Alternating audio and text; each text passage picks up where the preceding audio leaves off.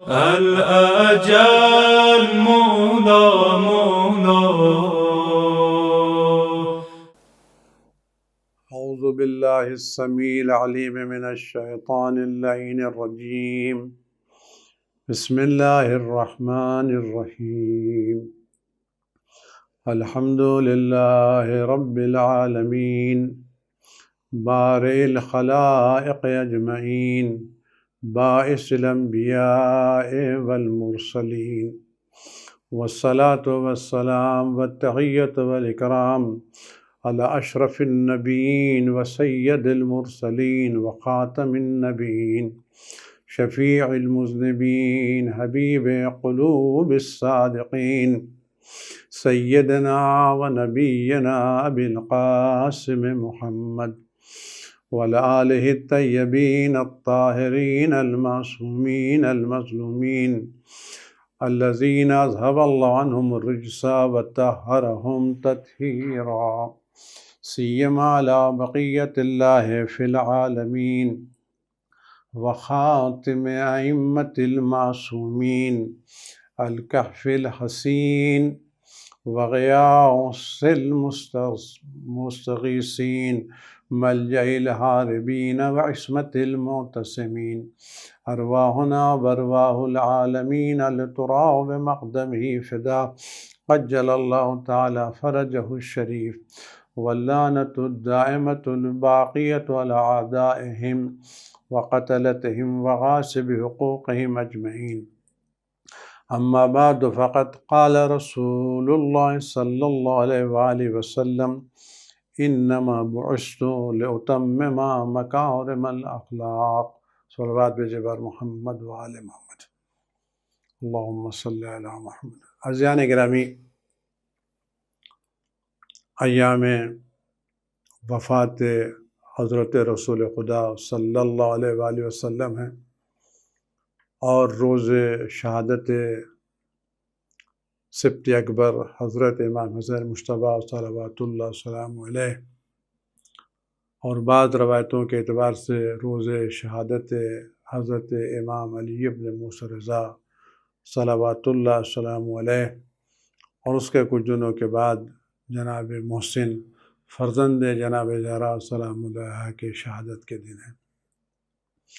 اس مناسبت سے یہ دن، یہ روز رسول خدا صلی اللہ علیہ وسلم سے منسوب ہیں اور امام حسن علیہ السلام سے منسوب ہیں۔ اس بنا کے اوپر میں نے کوشش کی ہے، صحیح کی ہے، اس موضوع کو انتخاب کروں کہ جس کی خاطر رسول خدا صلی اللہ علیہ وسلم مبعوث کیے گئے تھے۔ آپ سب حضرات اس بات سے واقف ہیں کہ تمام انبیاء میں، تمام مرسلین میں، تمام شہداء، تمام صدیقین میں سب سے بڑا درجہ سرکار رسالت، ختم نبوت حضرت محمد مصطفیٰ صلی اللہ علیہ وآلہ وسلم کا درجہ ہے۔ ان سے بڑا کسی کا بھی درجہ نہیں ہے۔ اس کائنات میں کوئی بھی حضرت رسول خدا سے بڑا نہیں ہے۔ سب سے بڑا درجہ اور سب سے بڑا مرتبہ اور سب سے زیادہ باعظمت اگر کوئی ذات ہے تو حضرت رسول خدا محمد مصطفیٰ صلی اللہ علیہ وسلم کی ذات اقدس ہے۔ اس ذات اقدس کو خداوند عالم نے اپنے نور خاص سے پیدا کیا۔ اول ما خلق اللہ نوری، سب سے پہلے اللہ تعالیٰ نے میرے نور کو پیدا کیا ہے۔ تو اول مخلوق، نورانی مخلوق، سب سے افضل، سب سے اعلیٰ، جس کو پیدا کرنے کے بعد اللہ نے مدتوں آسمان میں رکھا، عرش میں رکھا، انوار میں رکھا، نہ معلوم کتنے کتنے حجابات عظمت میں رکھا۔ تو وہ ذات جس کو خداوند نے اپنے نور خاص سے پیدا کیا اور جس کو مدتوں اپنے آسمان پر رکھا، اپنے عرش کی زینت جس کو بنا کے رکھا، اس عظیم ترین شخصیت کو، جس سے عظیم ترین شخصیت کا کوئی تصور نہیں ہے، کوئی تصور اس سے زیادہ عظیم شخصیت کا نہیں ہے، اگر اس شخصیت کو کسی مقصد کی خاطر بھیجا جا رہا ہے تو اس بات سے واضح اعلان ہے کہ اس مقصد سے زیادہ عظیم کوئی مقصد نہیں ہے، کیونکہ یہ بات بالکل عقل کے خلاف ہے۔ ایک معمولی سی چیز کے لیے ایک بڑی چیز کو قربان کر دیا جائے، ایک معمولی سے کام کے لیے کسی بڑی شخصیت کو بھیج دیا جائے، عقل اس کو قبول نہیں کرتی کہ کام بہت معمولی ہے اور اس کام کے لیے ایک بہت بڑی شخصیت کو بھیجا جا رہا ہے، نہیں ہو سکتا۔ کہ یہ بات بالکل عقل کے خلاف ہے۔ وہ چیز جس کی قیمت سینکڑوں میں ہو، اس کی خاطر کروڑوں اور اربوں روپے برباد نہیں کیے جاتے۔ جب عقل کا فیصلہ ہے کسی معمولی چیز کے عظیم ترین چیز کو قربان نہیں کیا جاتا، تو وہ رسول جو تمام انبیاء سے افضل، تمام مرسلین سے افضل، تمام شہداء سے افضل، تمام صالحین سے افضل، تمام مخلوقات سے، ملک سے، فلک سے، ہر ایک سے افضل، کوئی ملک ان کے مقابلے پر نہیں ہے، کوئی فرشتہ نہیں ہے، کوئی روح القدس نہیں ہے، کوئی کروبین نہیں، کوئی بھی ان کے برابر کیا ان کے قدموں کے خاک کے برابر بھی کوئی نہیں ہے۔ تو اتنی عظیم شخصیت کو کس لیے خدا بند عالم نے بھیجا؟ اگر وہ مقصد ہمیں واضح ہو جائے تو ہماری بھی ذمہ داری کہ ہم اس مقصد کو اپنی زندگی میں حاصل کرنے کی کوشش کریں۔ پیغمبر کیا فرماتے ہیں؟ حضرت رسول خدا صلی اللہ علیہ وسلم انما بعثت لاتمم مکارم الاخلاق۔ انما عربی کے اعتبار سے کلمہ حصر ہے، یعنی جب کسی بات کو کسی میں منحصر کرنا ہوتا ہے تو انما یعنی بس اس کے علاوہ کچھ اور نہیں ہے، یعنی بس اور بس اس کے علاوہ اور کچھ اور نہیں ہے۔ اس بات اس میں انما بعثت، بس و بس میں صرف اس لیے مبعوث کیا گیا ہوں لاتمم مکارم الاخلاق، تاکہ میں مکارم اخلاق کو کمال کی منزل تک، تمام کی منزل تک پہنچا سکوں۔ دین اسلام کو میں 3 حصے ہیں۔ ایک حصہ عقائد کا ہے جس میں توحید، عدل، نبوت، امامت، قیامت اور دوسرے عقائدی مسائل سے بحث کی جاتی ہے، یہ ایک حصہ ہے۔ دوسرا حصہ احکام کا ہے جس میں طہارت، نماز، روزہ، حج، زکوٰۃ، نکاح، طلاق، میراث اور بقیہ جو 54-55 ابواب ہیں، وہ بحث کو احکام کہا جاتا ہے۔ تیسرا حصہ اخلاقیات کا ہے۔ ہماری سوسائٹی میں عملی طور کے اوپر اگر تھوڑی بہت توجہ ہے تو احکام پر۔ لوگ پوچھتے ہیں کہ وضو کیسے کریں؟ اگر کوئی چیز نجس ہو گئی تو اس کو پاک کیسے کریں؟ نماز کیسے پڑھی جائے؟ نماز کے آداب کیسے ہیں؟ خمس کیسے نکالا جائے؟ اگر کھڑے ہو کے نماز نہیں پڑھ سکتے تو انداز کیا ہوگا؟ اگر سر جھکانے میں تکلیف ہے تو سجدہ کیسے کریں؟ روزے کے ایام میں اگر بلڈ شوگر ہے تو کیا ہم روزہ رکھ سکتے ہیں؟ اس طرح کے احکام تو بیان بھی ہوتے رہتے ہیں اور کسی حد تک ہم اس سے واقف بھی ہیں، گرچہ احکام کی کتاب 50 سے زیادہ کتاب ہے، لیکن ہم شاید 5 سے بھی واقف نہیں ہوں گے پوری طرح سے، لیکن کچھ تھوڑا بہت جانتے ہیں۔ اور وہ چیز جس سے ہم بالکل غافل ہیں وہ ہمارے اخلاقیات ہیں، ہمارا بیہیویئر ہے، ہمارا ایک دوسرے سے ملنا ہے، ایک دوسرے سے برتاؤ ہے۔ تو آج ہمارے پاس جو ضرورت اس بات کی کہ ہم اگر ہم مسلمان ہیں اور اہل بیت کے چاہنے والے ہیں تو ہماری ذمہ داری کہ ہم ان تمام تینوں موضوعات پہ مہارت رکھتے ہوں۔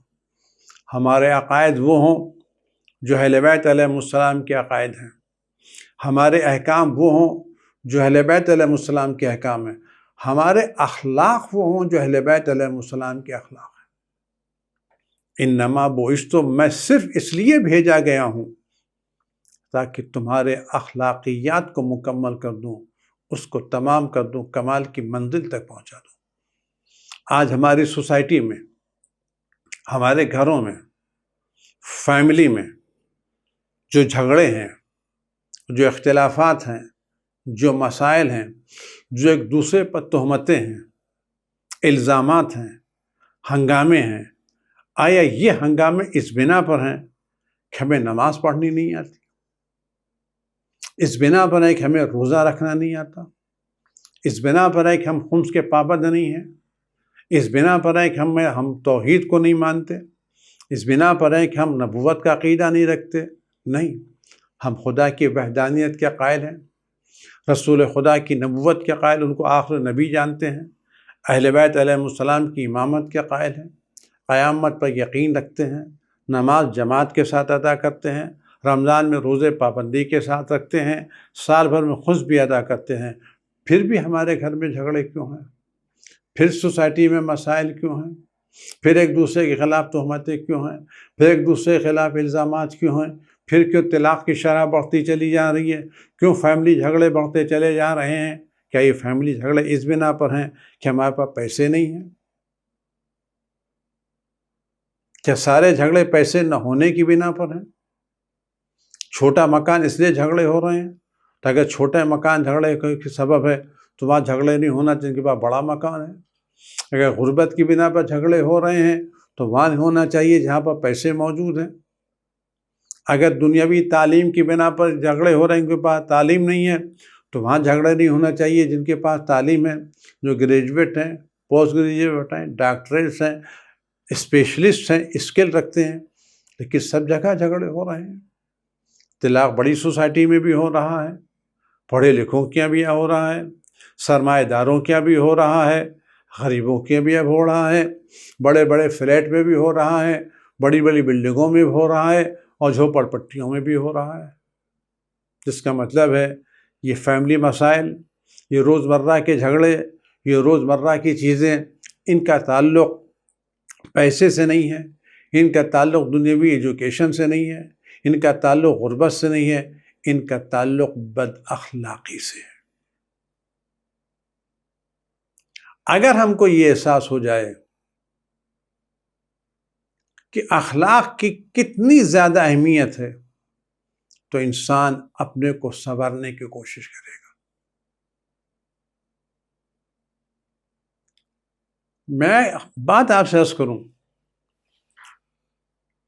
ایک بہترین قسم کا ہیرے جواہرات سے سجا ہوا مرصع ایک پیالہ ہے جس میں بہت ہی قیمتی جواہرات جوڑے ہوئے ہیں، لیکن یہ قیمتی پیالہ،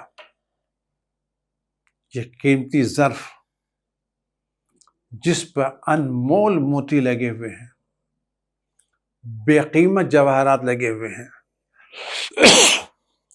یہ گرد و غبار میں اٹ گیا ہے، اس پر گرد پڑ گئی ہے، زنگ لگ گئے ہیں، موتیوں کی آب ختم ہو گئی ہے، جواہرات کی خصوصیت ختم ہو گئی ہے، کوئی اس کو دیکھتا نہیں ہے کہ اس کے اندر ہے کیا۔ یہ قیمتی ترین ظرف آلودگی کی بنا پر، کثافت کی بنا پر، گندگی کی بنا پر اب بے قیمت ہو گیا ہے۔ اس کو کوئی بھنگار والا بھی خریدنے کے لیے تیار ہے، کوئی کباڑی بھی لینے کے تیار نہیں ہے۔ اس کا علاج کیا ہے؟ اس کا علاج یہ ہے کہ جس کے پاس یہ ظرف ہے اور قیمتی ظرف ہے، اس کو سب سے پہلے یہ احساس ہونا چاہیے یہ چیز جو ہمارے پاس ہے یہ بے پناہ قیمت رکھتی ہے، یہ بے قیمت نہیں ہے، یہ معمولی نہیں ہے، بہت ہی عظیم ہے۔ سب سے پہلی ذمہ داری یہ کہ ہم اس کو احساس کریں، یہ ظرف، یہ کاسہ، بڑا قیمتی ہے. اس نے اپنی قیمت کھو کیوں دی ہے؟ دوسرا کام، پہلے یہ احساس ہو یہ نہایت قیمتی ہے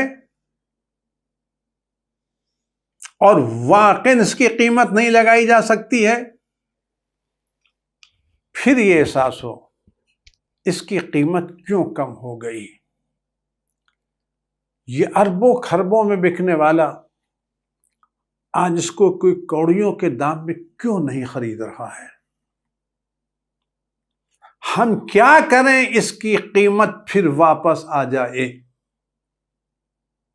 پھر 2 مرتبہ یہ عظیم ہو جائے، پھر یہ دوسروں کی نظر میں اس کی قیمت بڑھ جائے. کیا کریں؟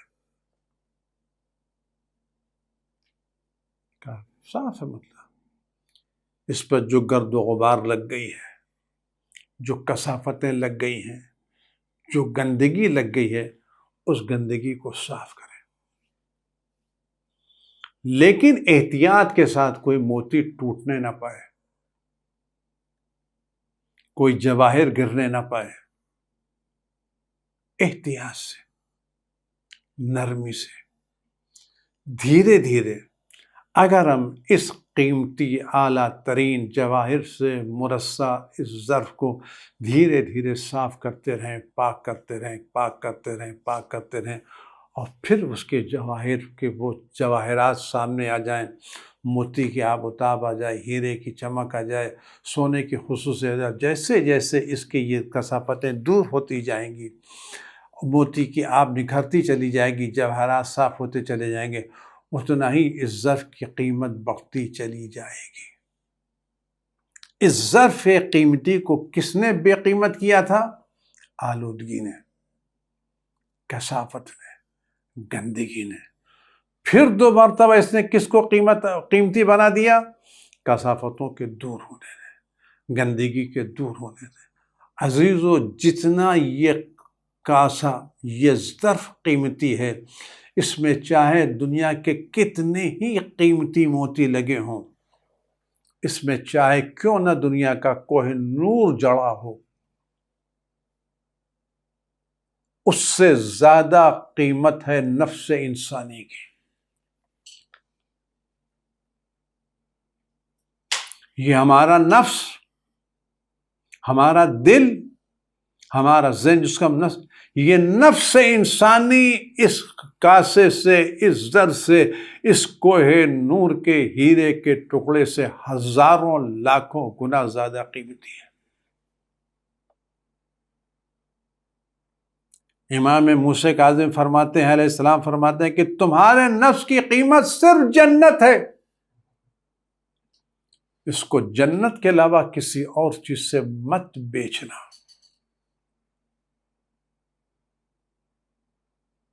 یہ نفس سب سے قیمتی ہے، اس کو بے قیمت کیا چیز بناتی ہے؟ بد اخلاقی، بد زبانی، بدتمیزی، بد دلی، تنگ دلی، حسد، غرور، تکبر. یہ وہ کثافتیں ہیں جو ہمارے نفس کو بے قیمت بنا دیتی ہیں. وہ نفس جس میں صلاحیت ہے بارگاہ الہی میں حاضر ہونے کی، وہ نفس ان آلودگیوں کی بنا پر بے قیمت ہو جاتا ہے اور وہاں پہنچ جاتا ہے. اس کو قرآن کہتا ہے کہ یہ جانور سے بھی بدتر ہے.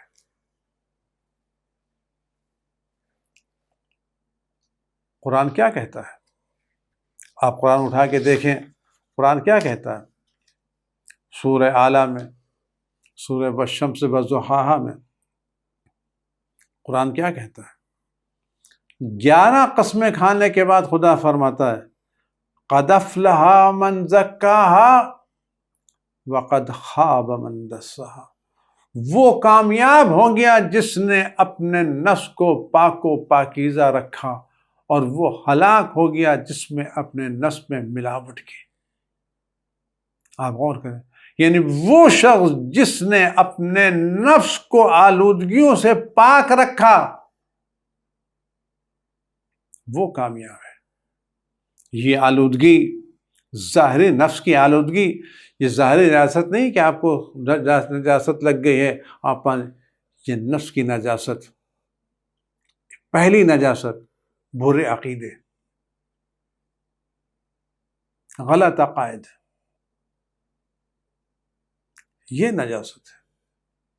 دوسری نجاست بد اخلاقی، بد زبانی، بد کلامی، تکبر، غرور، حسد اور نہ معلوم کیا کیا۔ لیکن کبھی کبھی حالات ایسے ہوتے ہیں، آلودگی اتنی بڑھ جاتی ہے کہ خود ہم سے اس کا علاج نہیں ہو سکتا۔ کبھی مرض معمولی ہوتا ہے، تھوڑا بہت بخار آتا ہے، ایک کوروسین کھانے سے چلا جاتا ہے، ایک ڈولو کھانے سے چلا جاتا ہے، 2-4 دن آرام کرنے سے چلا جاتا ہے۔ لیکن جب مرض بہت زیادہ بڑھ جاتا ہے اور بہت شدت تک پہنچ جاتا ہے تو پھر کسی معمولی ڈاکٹر کی دوا سے ٹھیک نہیں ہوتا، اس کے لیے بہت بڑا اسپیشلسٹ چاہیے جو بیماری سے واقف ہو، بیماری کے اسباب سے واقف ہو اور دواؤں سے بھی واقف ہو۔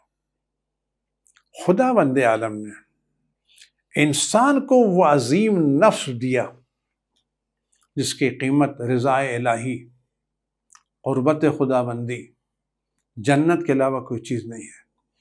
انسان نے اس پاکیزہ ترین اور قیمتی ترین نفس کو شرک سے، کفر سے، ضلالت سے، گمراہی سے، بد اخلاقی سے اتنا کثیف کیا کہ اب اس کی اصلاح کے لیے عام انسانوں کی ضرورت نہیں ہے، ایک عظیم ترین پیغمبر کی ضرورت ہے۔ خداوند عالم نے اپنے پیغمبر کا مقصد کیا بیان فرمایا ہے؟ سورہ جمعہ ہم ہر ہفتہ سنتے رہتے ہیں، فرماتے دوسرے هو الذی بعث فی الامیین رسولا منہم۔ خدا اپنا تعارف کر رسول اللہ سے، یعنی کتنی عظمت ہے رسول خدا صلی اللہ علیہ وسلم کی کہ عظیم ترین خدا تعارف ہے۔ هو الذی، وہ خدا ہے، بعث فی الامیین رسول، سے امی لوگوں میں مکے والوں رسول بھیجا، یتلو علیہم آیاتہ، اس رسول کی ذمہ داری کیا ہے؟ وہ مسلسل ان کو آیات الہی کی تلاوت، وَيُزَكِّيهِمْ، اور ان کو پاک و پاکیزہ کرتا رہتا ہے، وَيُعَلِّمُهُمُ الْكِتَابَ وَالْحِكْمَةَ، اور ان کو علم اور کتاب اور حکمت کی تعلیم دیتا ہے، وَإِنْ كَانُوا مِنْ قَبْلُ لَفِي ضَلَالٍ مُبِينٍ، گرچہ وہ اس سے پہلے کھلی ہوئی گمراہی میں تھے۔ اس کا مطلب کیا ہے؟ یعنی وہ شخص جس کے پاس آیات الہی کی تلاوت نہیں ہے، جس کا نفس پاک نہیں ہے، جو کتاب اور حکمت کی تعلیم سے آراستہ نہیں ہے، وہ کھلی ہوئی گمراہی میں ہے۔ خدا نے حکم دیا کہ اگر تم کھلی ہوئی گمراہی سے نجات حاصل کرنا چاہتے ہو تو آیات الہی کی تلاوت کرو، اپنے نفس کو پاکیزہ کرو، علم و کتاب اور حکمت کی تعلیم حاصل کرو۔ کیا یزکیہم، تزکیہ نفس، پاکیزگی نفس، نفس کو آلودگیوں سے محفوظ رکھنا۔ اس کا خدا پھر فرماتا ہے قد من اللہ علی المؤمنین اذ بعث فیہم رسولا من انفسہم، خداوند عالم نے احسان کیا لوگوں پر۔ خدا احسان جتاتا نہیں ہے، لیکن اس میں ایک بتا دیکھو ہم نے کتنی بڑی نعمت تم کو دی، اس نعمت کو پہچانو، اس نعمت سے استفادہ کرو، اس نعمت کی عظمتوں کی توجہ دو۔ لقد من علی المؤمنین اذ بعث فیہم رسولا، یہ بھی پیغمبر سے متعلق ہے، جب ہم نے ان میں رسول بھیجا، من انفسہم، جو انہی میں سے تھا، یتلو علیہم آیاتہ، جو ان پر آیات الہی کی تلاوت کرتا ہے، وَيُزَكِّيهِمْ، اور ان کو پاک و پاکیزہ کرتا ہے، وَيُعَلِّمُهُمُ الْكِتَابَ وَالْحِكْمَةَ، اور ان کو علم اور حکمت کی تعلیم دیتا ہے، وَإِنْ كَانُوا مِنْ قَبْلُ لَفِي ضَلَالٍ مُبِينٍ۔ اس کے بعد آپ غور کریں، پھر ایک اور آیت میں کما ارسلنا فیکم رسولا، ہم نے تمہارے درمیان رسول بھیجا، یتلو علیکم آیاتنا، جو تمہارے ہماری آیتوں کی تلاوت کر، وہ یزکیکم، اور تمہیں پاک کرتا ہے، وہ یعلم الکتاب و حکمہ، اور تم کو کتاب اور حکمت کی تعلیم ہے، وہ یعلمکم ما لم تکونوا تعلمون، اور وہ باتیں سکھاتا ہے جس کو تم نہیں جانتے تھے۔ ان تمام آیتوں میں تزکیہ نفس کو علم پر ترجیح دے کی، تعلیم حکمت، تعلیم کتاب سے پہلے تزکیہ نفس کی بات کی گئی، یزکیہم ویعلمہم الکتاب والحکمہ، یزکیکم ویعلمکم الکتاب والحکمہ، یزکیہم، وہ ان کو پاک کرتا ہے، صاف کرتا ہے، تزکیہ کرتا ہے، ویعلمہ، پھر ان کو حکمت اور علم کتاب کی تعلیم دیتا ہے، یزکیکم، تمہیں پاک کرتا ہے، وَيُعَلِّمُكُمُ الْكِتَابَ وَالْحِکْمَةَ، اور تم کو کتاب اور حکمت کی تعلیم دیتا ہے۔ یعنی تزکیہ نفس تعلیم سے پہلے ہے۔ آج کی دنیا کی جو ساری بربادی ہے، جو ساری تباہی ہے، اس تباہی کی ایک اہم وجہ یہ ہے کہ آج ہمارے تعلیمی نظام میں، ایجوکیشن سسٹم میں، تعلیم تو ہے، تربیت نہیں ہے، تعلیم تو ہے، تزکیہ نہیں ہے۔ یہ بالکل آپ غور کریں، یہ تعلیم کیوں، جو نور ہے، جو آبادی کا سبب ہے، جو امن و امان کا سبب ہے، یہ تعلیم کیوں بربادی کے سبب بنی؟ اس علم سے کیوں ایٹم بم بنائے گئے؟ اس علم سے کیوں ہلاک کرنے والے اسلحے بنائے گئے؟ یہ انسانیت کو جلانے والے، برباد کرنے والے اسلحے کس نے بنائے؟ علم نے بنائے نا، جاہلوں نے نہیں بنائے۔ کیوں؟ وہ علم جو انسانوں کی آبادی کے لیے استعمال ہونا چاہیے تھا، فلاح و بہبود کے لیے استعمال ہونا چاہیے تھا، وہ علم کیوں انسانوں کی بربادی کے لیے استعمال ہوا؟ یہ علم کا اثر کیوں ختم ہو گیا؟ علم جو نور تھا وہ تاریکی اور اندھیرے کا سبب کیسے بن گیا؟ اس کی وجہ صاف ظاہر ہے۔ آپ ایک بہترین قسم کا شربت تیار کیجیے جو واقع نایاب ہو، جس میں ہر مرض کا علاج ہو، ہر بیماری کی شفا ہو، ہر کمزوری کا علاج ہو، بہترین عمدہ قسم کی جڑی بوٹیوں سے منتخب، پاکیزہ، خوشبودار، مزیدار، مؤثر، جس میں تمام امراض کا علاج ہو، تمام بیماریوں کی شفا ہو، تمام درد کا سکون ہو، تمام اختلاج و اضطراب کے علاج موجود ہو، سکون قلب و سکون دل کا سبب ہو، اور واقعاً ایک عجیب و غریب نایاب شربت تحفہ ہو، جس کے اثر عجیب ہو، جس نے پیا بیماریاں دور ہو گئی۔ لیکن اسی نایاب شربت کو، اسی بے مثال دوا کو آپ ایک ایسے گلاس میں ڈال دیں جس میں آلودگی ہو، کثافت ہو، گندگی ہو، جراثیم ہو۔ اب اگر آپ اس پاکیزہ ترین، مؤثر ترین دواؤں سے، جڑی بوٹیوں سے بھرے ہوئے شربت کو اس آلودہ گلاس میں، اس کثیف گلاس میں، اس جراثیم سے آلودہ گلاس میں اگر ڈال کے آپ کسی کو پلائیں گے تو اس شربت کا اثر کیا ہوگا؟ گلاس کی آلودگی، اس کی کثافت، اس میں بیکٹیریا کا موجود ہونا، اس میں جراثیم کا موجود ہونا، اس شربت کو زندگی کے بجائے موت کا سبب بنائے گا۔ بیماری گھٹانے کے بجائے بیماری بڑھانے کا سبب ہوگا، شفا کے بجائے ہلاکت کا سبب ہوگا۔ تو آیا اس میں قصور شربت کا ہے یا ظرف کا ہے؟ جس کو حیات بانٹنی تھی وہ موت کا سبب کیوں بنا؟ جس کو آبادی بنانا بربادی کا سبب کیوں بنا؟ جس کو نور پھیلانا تھا وہ ظلمتوں کا سبب کیوں بنا؟ سبب شربت نہیں ہے، شربت وہ آلودہ گلاس ہے جس میں یہ شربت ڈالا گیا ہے۔ اگر کوئی شخص جس نے یہ شربت بنایا ہے اب وہ شربت لوگوں کو دینا چاہتا ہے تاکہ لوگوں کو شفا ملے، بیماری کا علاج ہو، درد و غم دور ہو، اضطراب و پریشانی دور ہو اور واقعاً ایک اثر پڑے، تو اس کی ذمہ داری کیا ہے؟ صرف شربت بنانے تک ذمہ داری نہیں ہے، بلکہ سب کی ذمہ داری یہ بھی ہے کہ جس ظرف میں لوگوں کو پلا رہا ہے، جس ظرف میں ڈال کے دے رہا ہے، اس ظرف کو پہلے پاک کرے، آلودگیوں سے، کثافتوں سے، گندگی سے، زہریلے اثرات سے، تاکہ شربت زہریلا نہ ہو، شربت بیماری بڑھنے کا سبب نہ ہو۔ تو اس کی ذمہ داری بنتی ہے پہلے ظرف کو صاف کرے،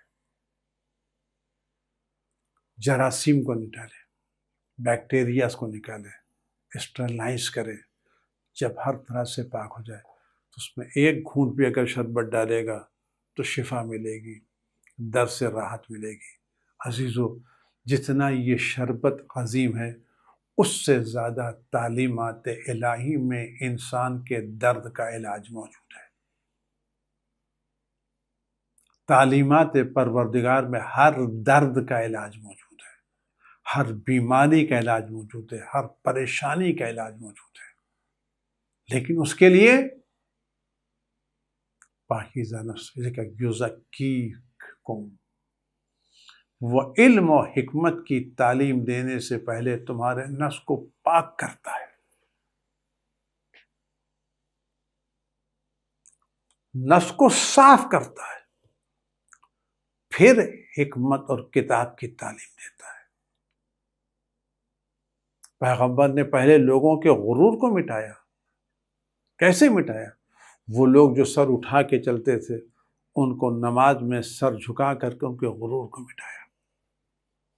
جو بڑائی کا احساس کرتے تھے ان کو غریبوں کے ساتھ بٹھا کر کے ان کی بڑائی کو ختم کیا۔ یہ تزکیہ نفس۔ اور اس میں ایک بات میں عرض کروں کہ یہ عربی کے اعتبار سے یہاں پر مضارع کا صیغہ یزکیہم، یعنی وہ مسلسل تزکیہ نفس کرتے رہتے ہیں، وہ مسلسل نفس کو پاکیزہ کرتے رہتے ہیں۔ کہ مسلسل کا لفظ الگ استعمال ہے، اس کا مطلب یہ ہے کہ آج بھی رسول خدا صلی اللہ علیہ وسلم میں تزکیہ نفس کرنے کی پوری صلاحیت، پوری طاقت موجود ہے۔ ہمارا کام ہے ہم اس طبیب نفس کے پاس جائیں تو صحیح، ہم اس طبیب نفس کے پاس اپنا آلودہ نفس لے کے جائیں تو صحیح، ہم اس طبیب روحانی کے اعتبار سے اپنی برباد روح کو لے کے جائیں تو صحیح۔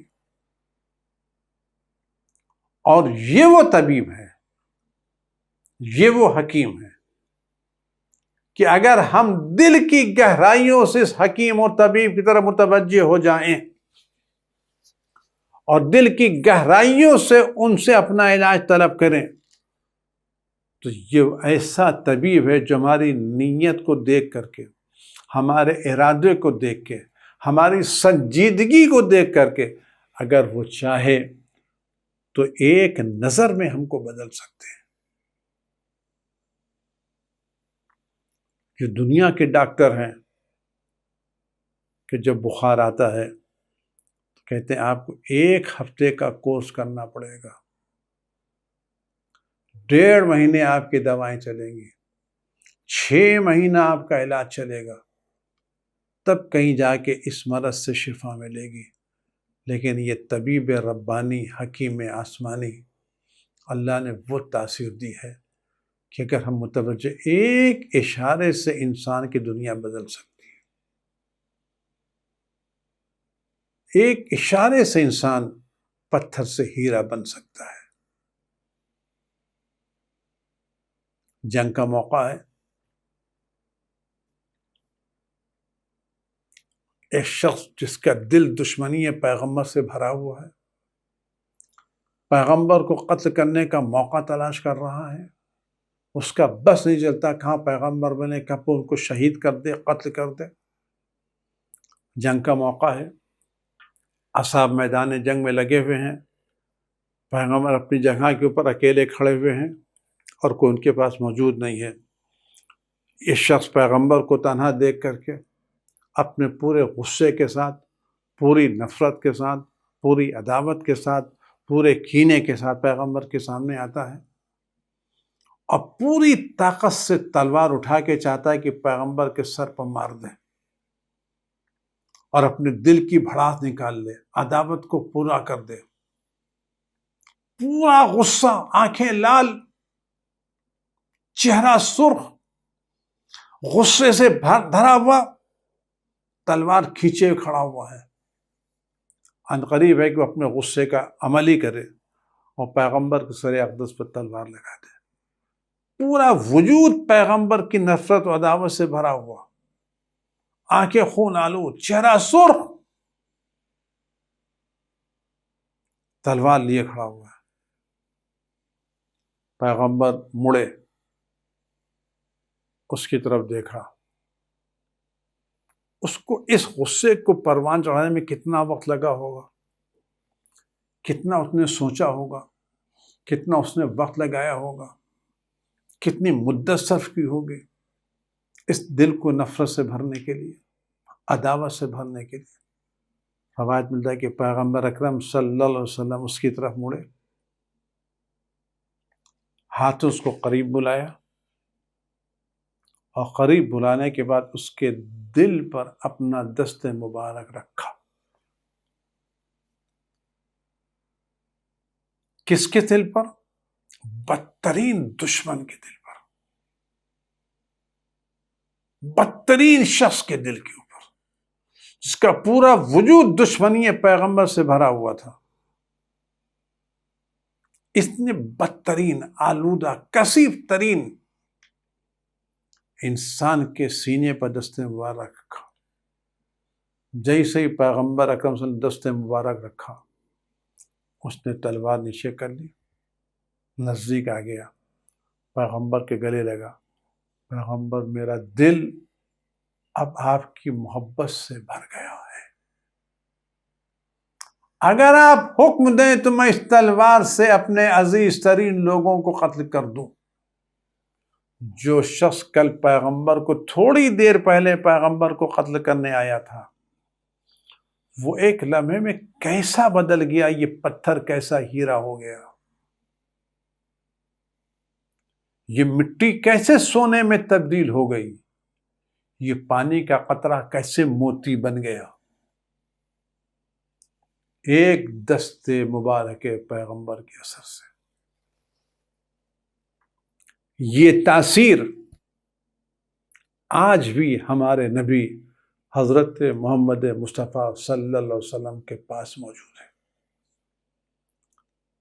مکان کا فاصلہ تاثیر پیغمبر کی راہ میں رکاوٹ نہیں ہے۔ ہم یہ سوچیں کہ ہم تو ہندوستان میں ہیں اور وہ ہم سے ہزاروں کلومیٹر دور مدینے میں ہے، نہیں، وہ ہمارے قریب ہے، ہم سے نزدیک ہے، ہم ان سے دور ہیں۔ ہم ان سے اتنا قریب ہیں، وہ ہم سے اتنا قریب ہیں کہ ہر نماز میں ہم کہتے ہیں السلام علیک ایھا النبی ورحمۃ اللہ وبرکاتہ۔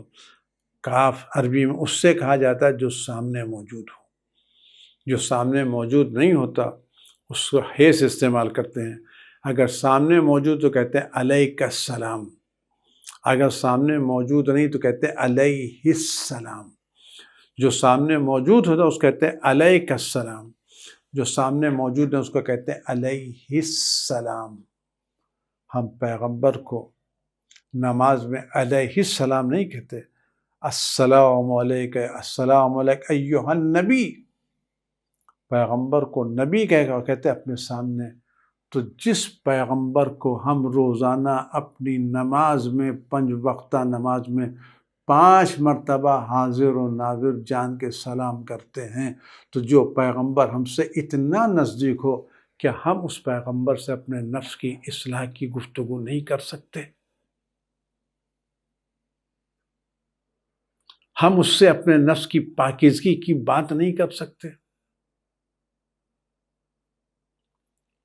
ہم جاتے نہیں ہیں۔ آج ہمارے گھر کے مسائل ہیں، اختلافات ہیں، ہم ان مسائل کا تذکرہ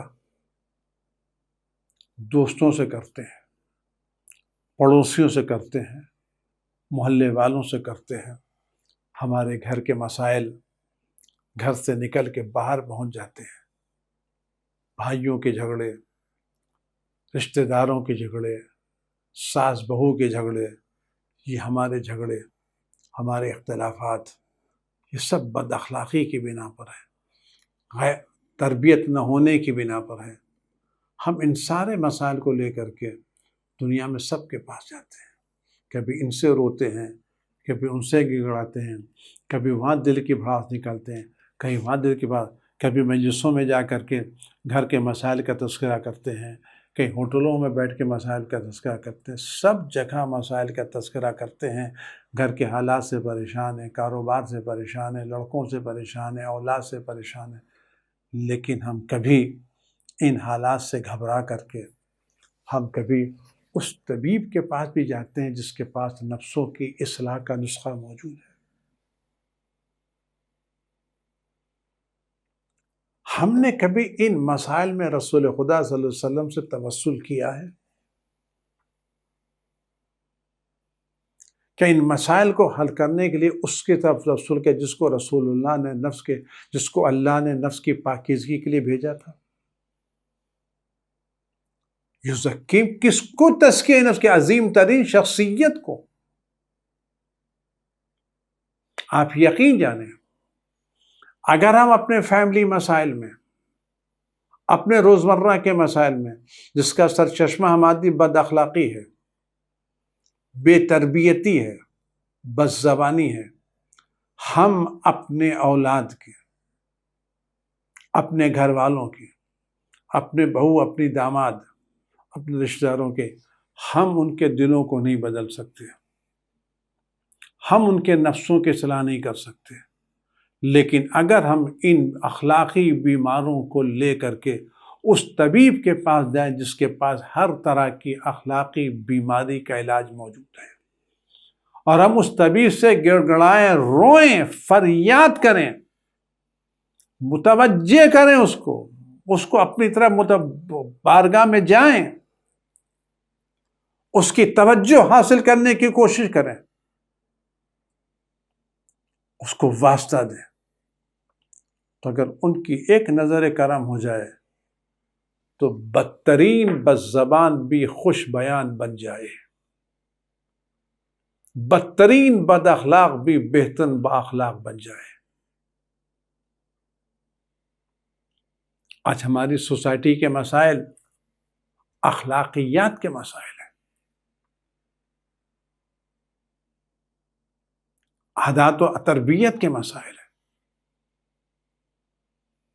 ہمیں اس پر اور اس کے لیے ہمارے پاس جیسے طبیب ہے، کسی کے پاس ہے، رسول خدا صلی اللہ علیہ وسلم موجود ہے، اور رسول خدا کے ساتھ ساتھ بقیہ 12 امام، 14 معصوم، اور ان اماموں اور معصوموں میں ایک معصوم اور امام زندہ، جبکہ جو دنیا سے چلے گئے ان کے بھی اختیارات محدود نہیں ہیں، جو ائمہ معصومین دنیا ان کے اختیارات آج بھی وہ زندہ ہیں اور ویسا ہی اثر رکھتے ہیں جیسا کل دنیا میں تھے۔ اس کے ساتھ ساتھ ہم ایک زندہ امام بھی رکھتے ہیں اس تزکیہ نفس کی خاطر۔ ہو سکتا ہے ہمیں احساس نہ ہو کہ بیماری کیا ہے، خاص کر آج کے زمانے میں کہتے ہیں بہت سے لوگ ایسے کرونا ہوتا ہے، کرونا کے سسٹم نہیں ہوتے، یہ زیادہ خطرناک ہوتے ہیں۔ جن کے سسٹم ہوتے ہیں ان سے تو لوگ پرہیز کر لیتے ہیں، وہ خود بھی پرہیز کرتے ہیں، لیکن وہ کرونا کے باوجود جن میں سمٹم نہیں ہوتے، اثرات نہیں ہوتے، وہ زیادہ خطرناک ہوتے ہیں۔ تو ہو سکتا ہے ہم بھی ایسے ہوں کہ ہم میں بد اخلاقی ہو اور ہم بد اخلاق ہوں، لیکن ہم اثرات متوجہ ہوں تو ہم زیادہ خطرناک ہیں۔ ایسے میں ہماری ذمہ داری یہ ہے کہ ہم اپنے نفس کو رسول خدا کے پاس لے کے جائیں، اہل بیت کے پاس لے کے جائیں، مصلی پر بیٹھ کے اپنے بیمار دل کو رسول خدا کے حوالے کریں اور ان کو خدا کا واسطہ دے کر کے، ان کی بیست کا واسطہ دے کر کے ان سے درخواست کریں ایک نظر کرم کی۔ ان کی نظر میں کیمیا جیسا اثر ہے، وہ مٹی کو سونے میں بدلنے کی تاثیر رکھتے ہیں، پتھر کو ہیرا بنانے کی تاثیر رکھتے ہیں۔ انہوں نے بنایا بھی تو ہے، ابوذر کو ابوذر انہوں نے بنایا، سلمان کو سلمان انہوں نے بنایا، مقداد کو مقداد انہوں نے بنایا، عمار یاسر کو عمار یاسر۔ وہی صلاحیت آج بھی موجود ہے۔ آئیے اسی پیغمبر کی بارگاہ میں چلیں اور اس پیغمبر کو اپنی طرح متوجہ کرنے کے لیے بہترین ذریعہ یہ ہے ان کے گھر والوں کے مسائل۔ حسین مظلوم کے مسائل، یہ دن وہ ہیں جب زینب اربعین کرنے کے لیے کربلا پہنچی۔ میں نہیں کہہ سکتا جناب زینب نے کتنے دن کربلا میں قیام کیا ہوگا، لیکن جب یہ لٹا ہوا قافلہ قید سے رہا ہونے کے بعد مدینے جا رہا تھا تو میں نے پڑھا ہے، لوگوں سے سنا ہے، جناب زینب نے سید سجاد سے کہا بیٹا اگر ہو سکے تو ہمیں کربلا سے لے چلو۔ میں نے بھائی کی قبر نہیں دیکھی ہے، میں اپنے بھائی سے ملنا چاہتی ہوں، میں اپنے بھائی سے ملاقات کرنا چاہتی ہوں۔ مدتوں کی چھٹی ہوئی بہن جب کربلا سے جا رہی تھی تو مڑ مڑ کے اپنے بھائی کا وہ لاشا دیکھ رہی تھی جس کو اشقیاء نے گھوڑوں کی ٹاپوں سے چور چور کر دیا تھا، جس کے بدن کی کوئی ہڈی سلامت نہیں تھی، جو جگہ جگہ سے ٹوٹ گیا تھا، جس کے بدن پر سر بھی موجود نہیں تھا۔ زینب نے کربلا جاتے وقت زینب کا حسین کا ایسا چور چور لاشا دیکھا، اور اس چور چور لاشے کو دیکھ کے زینب نے فرمایا تھا نانا آپ کی نماز جنازہ تو آسمان کے فرشتوں نے پڑھائی، یہ آپ کا حسین کربلا کے میدان میں خاک و خون میں اٹا ہوا پڑا ہوا ہے۔ میں نے کہا بیٹا میں چاہتی ہوں اپنے بھائی کے مزار کو جاؤں۔ لوگ کہتے ہیں کہ جب اربعین کا موقع آیا تو جناب جابر عطیہ اوفی کے ساتھ کربلا پہنچے، آنکھیں جا چکی تھیں، سہارا لے کر کے آئے، فرات میں غسل کیا اور آواز دی عطیہ تمہارے پاس کوئی خوشبو ہے؟ اس نے خوشبو دی۔ جناب جابر تھوڑی دور آگے بڑھے، پیروں سے نہیں چلے، گھٹنیوں کے بل چلے، کہ مجھے میرے حبیب میرے حسین کی قبر تک پہنچا دو۔ عطیہ اوفی نے جناب جابر کو امام حسین کی قبر تک پہنچایا۔ کہتے ہیں جناب جابر جیسے قبر امام حسین پر پہنچے، اس طرح سے دونوں ہاتھوں پھیلا کر کے قبر کو لیا جیسے رسول خدا امام حسین کو آغوش میں لیتے تھے۔ اپنا سر امام حسین کے قبر پر رکھا، آواز دی السلام علیک حبیب اللہ، میرے حسین میرے حبیب تم پر سلام ہو، تم پر سلام ہو، تم پر سلام ہو۔ اس کے بعد جابر کہتے ہیں مولا میں آپ کو سلام کر رہا ہوں، آپ میرے سلام کا جواب نہیں دے رہے ہیں، کیونکہ اب تک جابر کی عادت یہ تھی کہ جب بھی حسین کو سلام کیا حسین نے جواب دیا۔ آج جابر قبر حسین پر کھڑے ہوئے سلام کر رہے ہیں اور جواب سلام نہیں مل رہا ہے۔ پھر جابر جواب دیتے ہیں، وہ کیوں کر جواب دے جس کا بدن تو یہاں ہے، سر نہ معلوم کہاں کاٹ کے لے جایا گیا ہے۔ جناب جابر رو رہے ہیں، فریاد کر رہے ہیں۔ میں نے سنا ہے لوگوں سے ذاکرین سے اسی حالت میں امام حسین نے جابر سے کہا جابر اٹھو میری بہن آنے والی ہے۔